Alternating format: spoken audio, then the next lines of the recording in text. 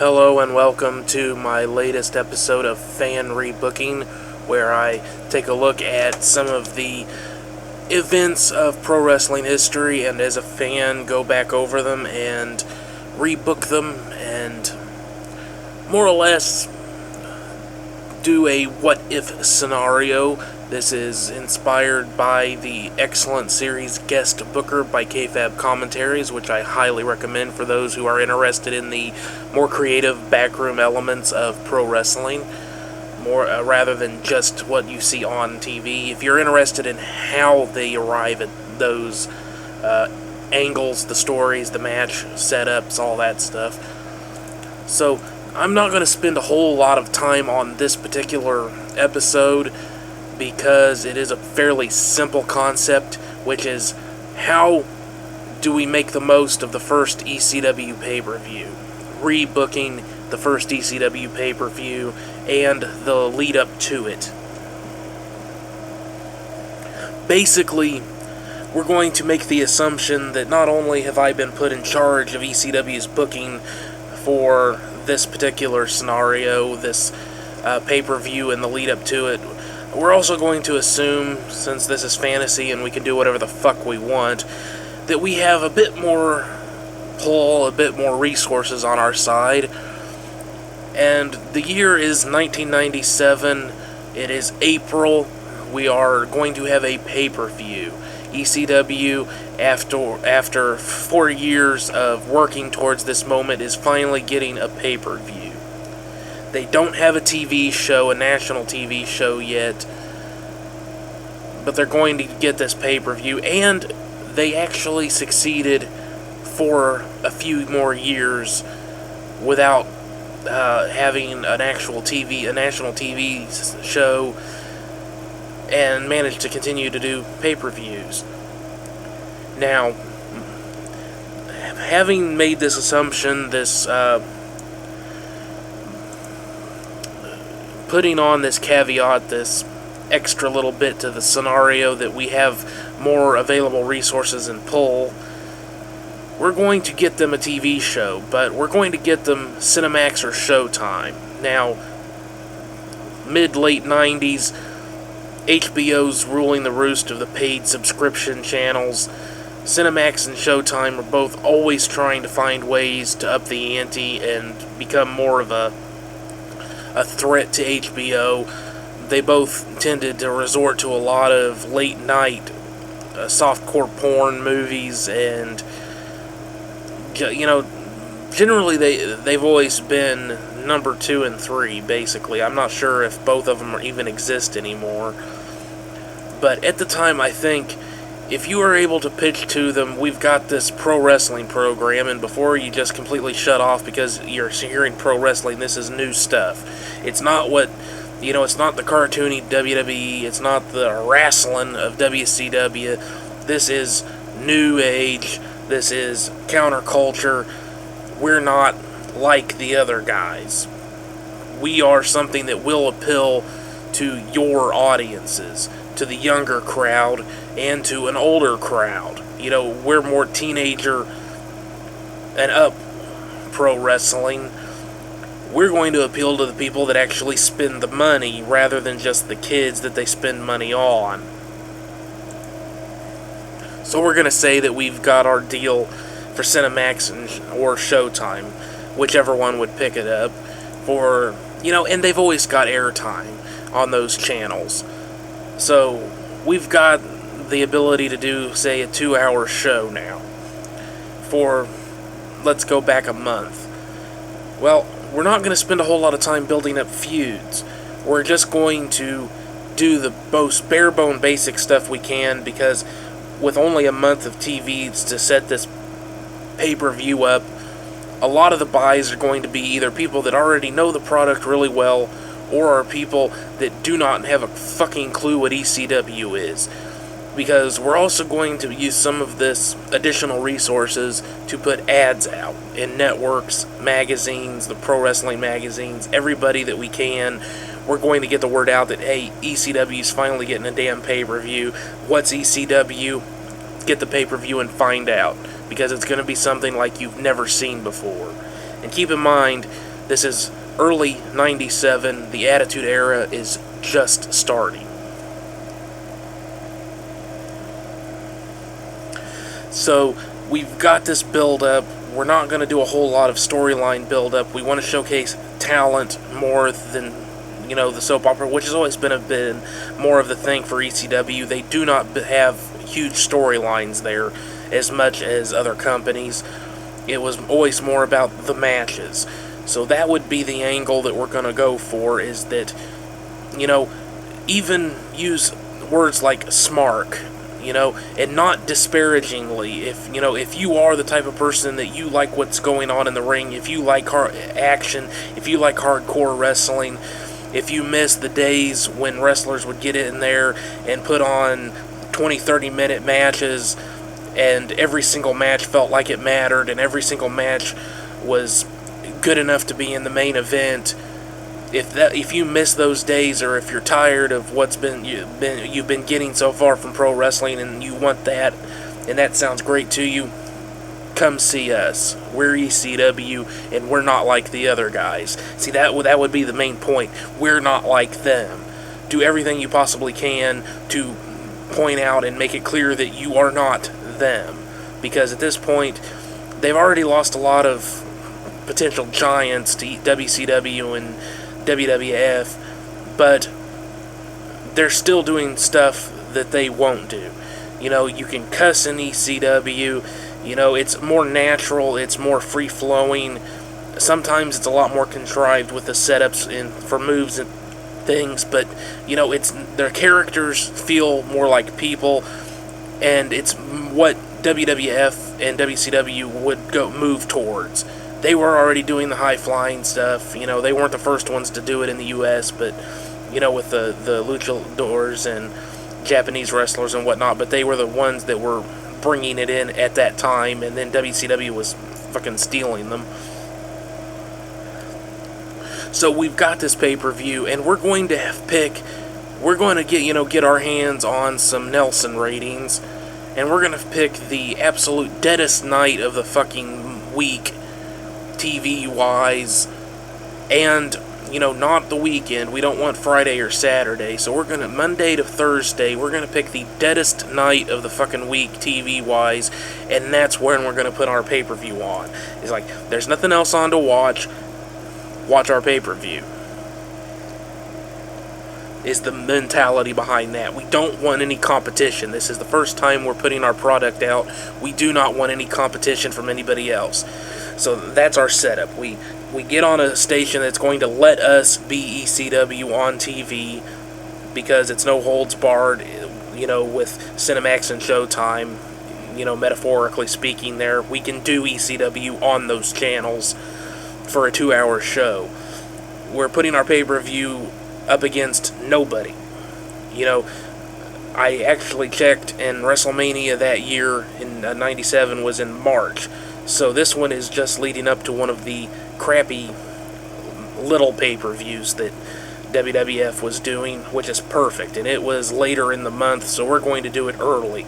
We're going to do it like second week of April on, let's say, Tuesday night, whatever the deadest night of the month or the week was.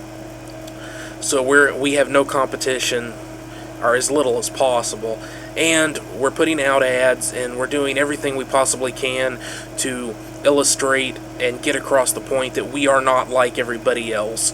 We're going to give you what you've been dying to get from pro wrestling, or what you miss in pro wrestling and have since, the NWA fell apart. Because keep in mind, at this point, the NWA has only really been gone about 10 years at the most, after it completely collapsed. So there's going to have been a lot of people that remembered the NWA days from the 80s and 70s, and who would have, they wouldn't have wanted to watch WWE at all, and WCW still wouldn't have really felt like their pro wrestling. And I'm not saying that there's anything wrong with people who like wrestling, as some would put it, pro wrestling the way it used to be, and in many ways should still be. So we're going to do our best to give everybody what they want, but sticking to that ECW core, to please that the core ECW audience, but also bring in as many people as possible to watch this new pay-per-view and get people interested in this product. So what is my lineup? Okay, well, I've got a list of the talent that was supposed to have been on the roster at the time, and I've rearranged a few things. And I'm going to start off with Sabu versus Rob Van Dam. Now, I believe they had encounters prior to this. I'm not sure, but it doesn't really matter. We can have any kind of minor storyline we want leading up to this. It's jockeying for position. It's for a shot at a title. It doesn't matter at this point. We just want these two incredible high flyers that are going to put on a great goddamn show for people. First fucking match, Sabu versus Rob Van Dam. Second match, Taz versus Shane Douglas. Now this can set up they feuded for a long time off and on, and this sets up that feud for the future. And Shane Douglas is not one of the best workers in the ring, but he can do it when he needs to, and him against Taz, much better match than that shit fest with Pitbull number 2. I mean, that the actual Barely Legal pay-per-view is fucking awesome, except for that match. The last one also has a lot of problems with it, but at least it's, exciting and crazy. But Shane Douglas against Pitbull number 2, I mean, it does not show Shane Douglas in a positive light at all. It just drags on and on and on. I mean, it was a horrible fucking match. So this way we've got Taz versus Shane Douglas. I believe those two would have been a way better matchup for this pay-per-view, where we want to showcase the talent and we want to show them in the best possible light. Third match of the night, we're going to keep the Japanese guys, because that was part of ECW, was that it was more like it was new, but also going back to the NWA International and, old school with new school. So you got Great Sasuke, Gran Hamada, and Masato Yakushiji versus the Japanese BWO, Takamichinoku, Terry Boy, and Dick Togo. And you basically let them do the same shit they did, because that was a badass match, especially if you hadn't ever seen anything like that before. But I'm putting it third on the card because basically you've got Sabu vs. RVD, which is going to be a dynamite match. Then you got Taz vs. Shane Douglas, which I think would be a hell of a lot better of a matchup. But also, it's going to be more of a wrestling match than, it's not going to have as much in the way of spots. So, you need something to really spark the crowd back up after that, so then you give them the crazy high flyers. Then after that, we're going to go with something that's even more hardcore and insane right in the middle of the card, which is Eliminators versus New Jack and Sandman versus the Dudleys for the tag titles. In just start it off as a tag team match and then let it degenerate into just a fucking brawl, and then maybe bring it back into tag teaming right at the very end, so everybody gets to do some of what they're best at. Have it elimination style, and have New Jack and Sandman get eliminated first and during the hardcore stuff, and then bring it back Eliminators, Dudleys back into tag team style. And this could easily be a very hardcore, hard-hitting, crazy 20-30 minute match. I don't think that this was a real long pay-per-view at the time, but again, we've got more resources, so we can do a 3-hour pay-per-view instead of just 2 and a bit, or just 2. I don't remember how long it was. But we can actually let this match be a good, long, 3-way tag team match that's just fucking insane. Okay? And also, we're getting one of the 3-way dance setups here, which is something that other people were not doing at the time. And we're going to follow that up with another 3-way dance, which is Lance Storm versus Steven Richards versus Balls Mahoney. Now, that might sound like, what the fuck is this guy thinking? If you've ever seen Balls Mahoney in a straight-out match like the one he had with Rob Van Dam you would know that he can do a hell of a lot more in that ring than just swing a fucking chair. He's an excellent pro wrestler when he's allowed to be. It's just that he's gotten most popular as the chair swinging freak. And unfortunately, because that's where he got so much of his popularity, it is taking a huge toll on him. And I don't know if he could go like he used to be able to.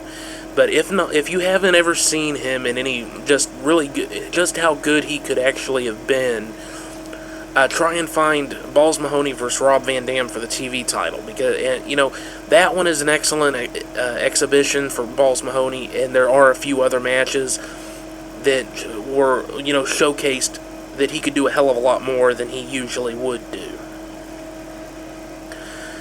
And you've also got Steven Richards and Lance Storm, who is probably one of the best they had in the ring at that time in terms of just pure mat and, just overall in-ring ability.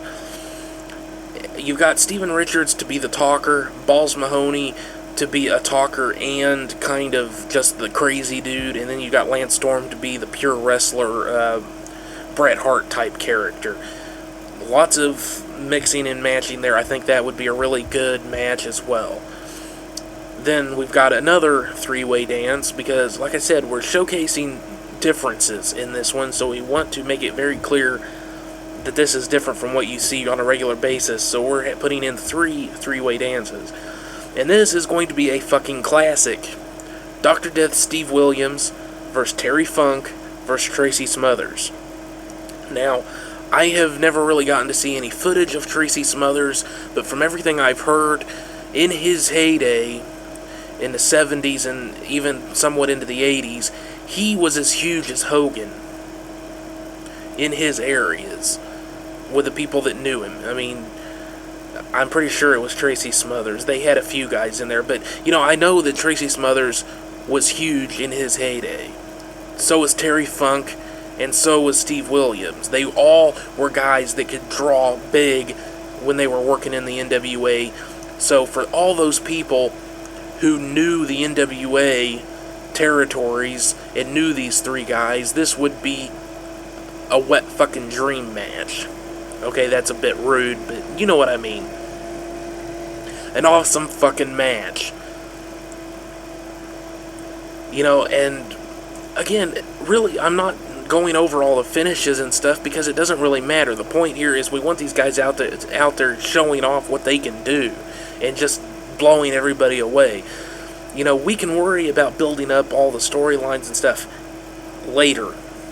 This is just purely to get people watching and leave them wanting more, which is why a lot of this would be setting up feuds rather than ending them. That was a problem with the ECW pay-per-view, is that it actually, like Sabu versus Taz.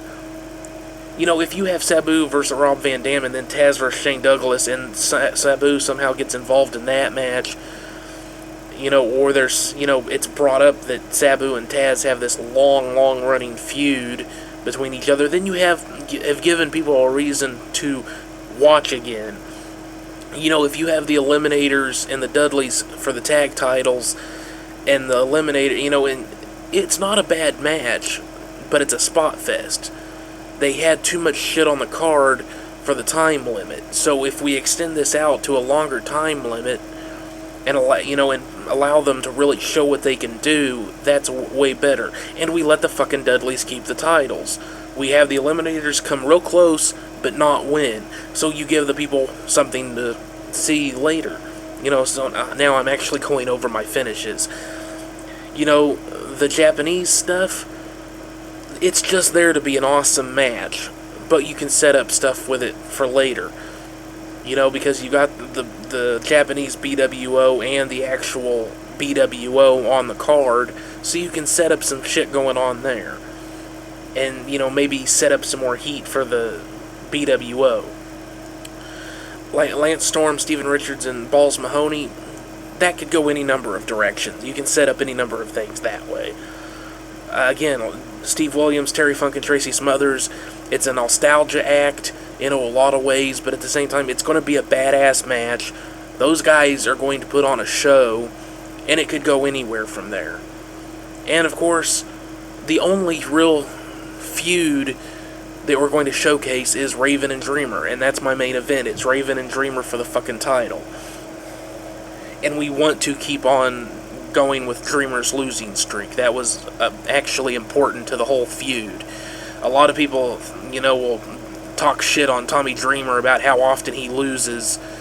Well, so did Jake the Snake Roberts, and people tend to not talk shit about him. Losing doesn't fucking matter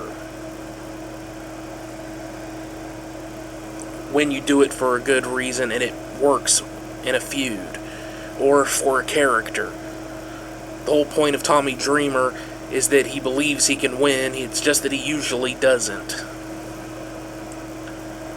He's that everyman that no matter how hard he's kept, people try to keep him down, he just keeps coming back. That's his character. That's why people like him so much. So, Raven is going to win. It's going to end up being a schmoz at certain points, but it's going to finish with a clean win for Raven. And I don't think he had signed with WCW at this point, so hopefully he would stick around, since with this setup, I think we're going to be doing better in ECW. But even if he does leave, we'll work with that later. It's always, that was one of the good things about ECW, is that they could lose top talent and keep going. It was harder for them, but they could do it.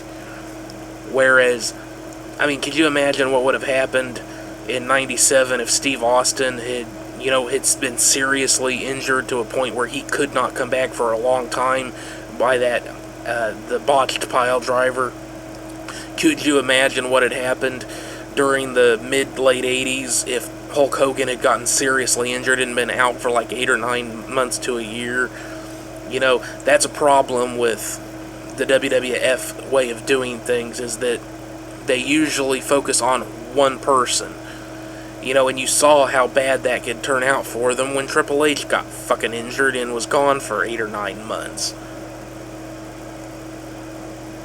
Because they had really set him up as the only real main event heavy-duty threat at the time. And then suddenly, he's gone. So with ECW, you could get around people leaving easier. And that's 1, 2, 3, 4, 5, 6, 7. That's 7 matches, a 3-hour pay-per-view. Let me see.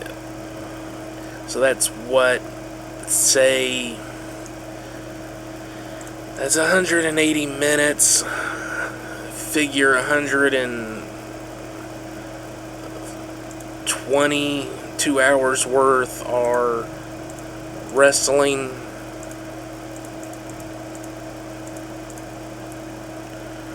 Perhaps more like 140 minutes or so.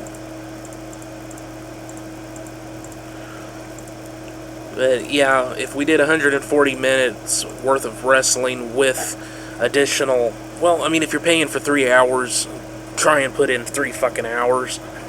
You don't want it to go right down to the wire, but at the same time, you don't want it to do like a lot of the times with some of these pay-per-views where it says it's going to be 3 hours, because that's what they pay, that's the time slot, and then it ends like half an hour early.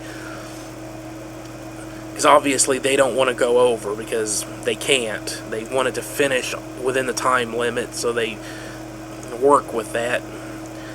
But if you plan for about an hour or 140 minutes of wrestling on a 3-hour pay-per-view, that gives about 20 minutes per match on average. Figure the Sabu versus Rob Van Dam match, probably about 12 to 15 minutes, good and long enough. The same for Taz versus Shane Douglas. Give the 6-man tag about 20 to 25 minutes. The 3-way tag team 20 to 30 minutes. I'd say that one should be about 30 minutes, maybe a bit under. So what are we going here? And let's say 15 plus 15 plus say 25 plus 30. The 3-way, I'm going to say another 20 plus say 50. Well, those three guys could probably go all goddamn night, but we can't give them that much.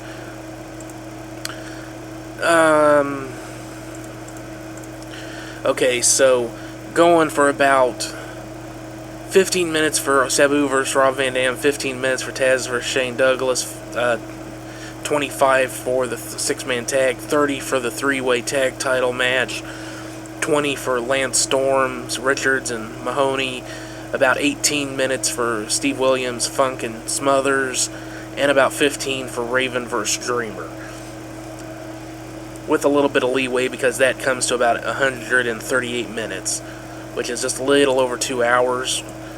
And in fact, I'd probably go ahead and give the old-timers probably another 6 or 7 minutes, and Raven vs. Dreamer another 6 or 7 minutes to make them stand out as, these are the main events.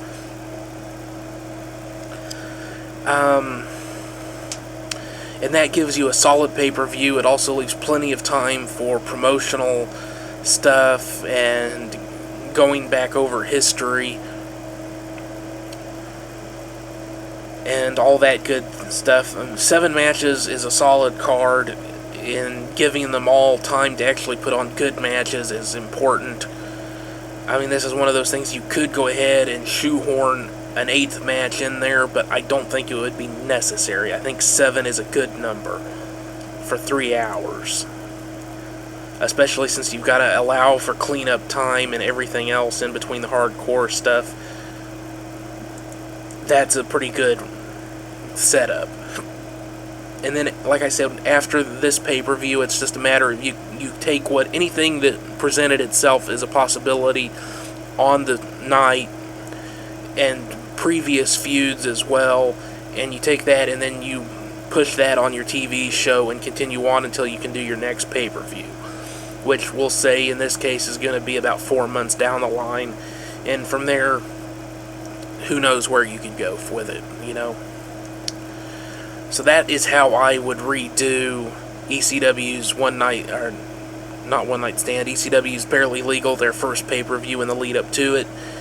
And again, assuming we had a bit more resources to draw upon, I would get them a TV slot on Cinemax or Showtime and push the pay-per-view a lot harder and the TV spot a lot harder in ads and, the magazines and even on TV.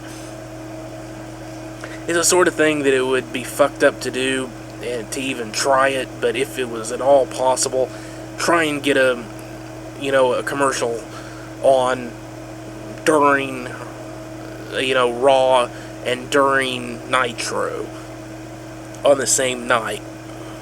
Just a quick little, even do it in NWO style, just an ad that almost seems like it's part of their show, but it's an ad for ECW. I doubt that the networks would allow that to happen because it's competition, but if it were possible to pay for a commercial time slot like that, I would do it. But since it's probably not possible, I would probably go to networks like, if they would do it, MTV. I know Vince was in bed with them for a long time, so I don't know if that would be a possibility, but that would be the crowd that would be more likely to watch. So, yeah, I mean, MTV would probably be the best station to get ads on, but if they wouldn't do it, then it's just a matter of, whatever the primetime TV shows were, go ahead and spend the fucking money to get some ads on someplace where people are going to see them, and it's going to be the demographic that you are aiming your product at, which would be like the 18 to 30 crowd, more or less. So, that's setting up the back end, the business side of things, and then that pay-per-view, I think, would have been really damn good. It would have showcased the talent better. It would have been something that could be built upon rather than a lot of blowing off stuff, and that's about it.